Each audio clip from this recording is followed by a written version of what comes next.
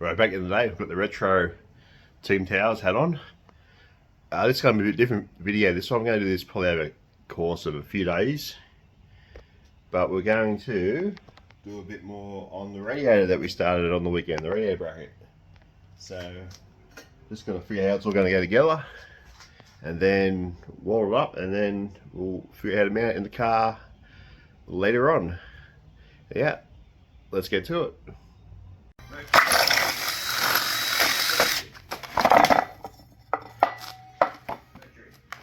Yeah, they use mercury too.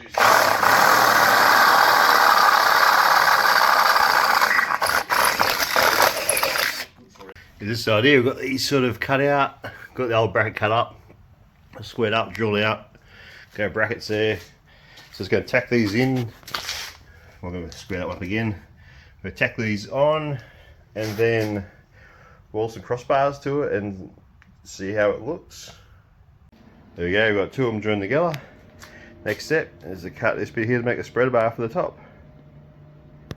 There you go, you can see the sort of idea we're going for. It's going to hold it all together. I haven't quite got enough to bridge the gap, so we'll get another bit of that. And then we cut the bolts to about the right size for that. It's about that thick, but a bit shorter. And we bolt heads on them, like hexes on them, and we can weld some nuts inside there or something, we'll figure that out.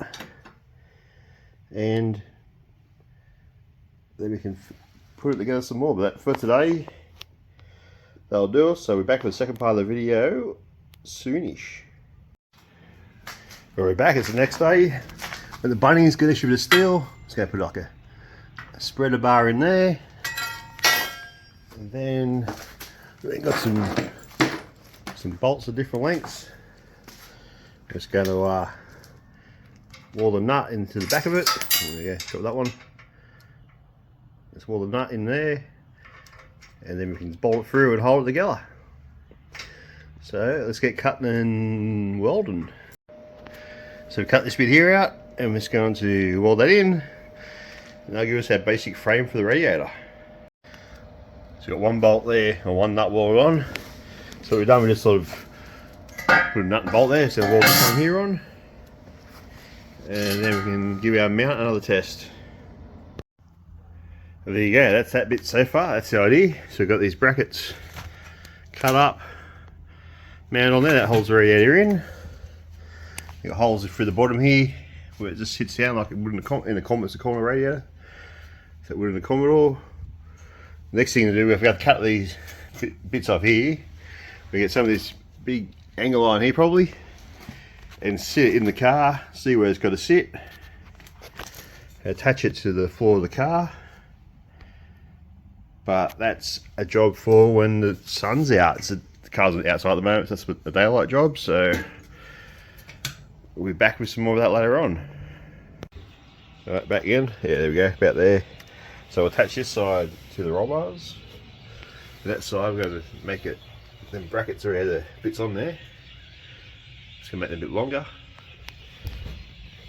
On there, so we can bridge the gap to the ground. There, with a new bracket. And that will fundamentally get our radiator in its spot. So this is what we've got. I've got this right angle here. It's heavy duty stuff. It was left over from the roll cage in my E series actually. And we had like the bracket there. Had a bit of this as a spacer sitting in the car, so we'll make it about that much, a little bit longer than that.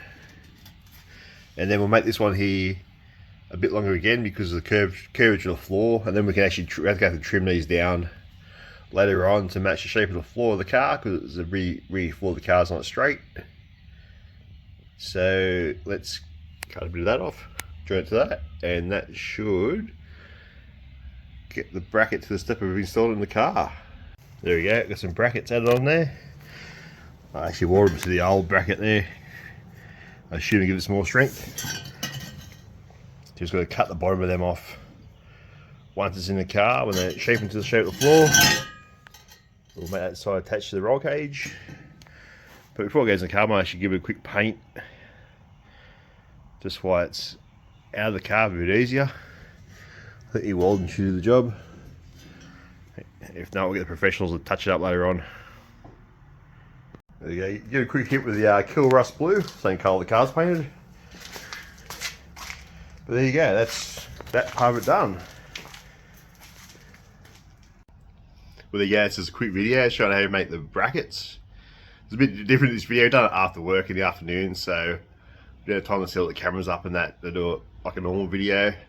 But it sort of gives you an idea how we do it. Yeah, these cars, they're not like a sprint car we use by off the shop. Pretty much all these street stockers are pretty much just a little bit different between each car. So that's how we did our bracket. I put a similar bracket, but you know, just a little bit, still a bit different.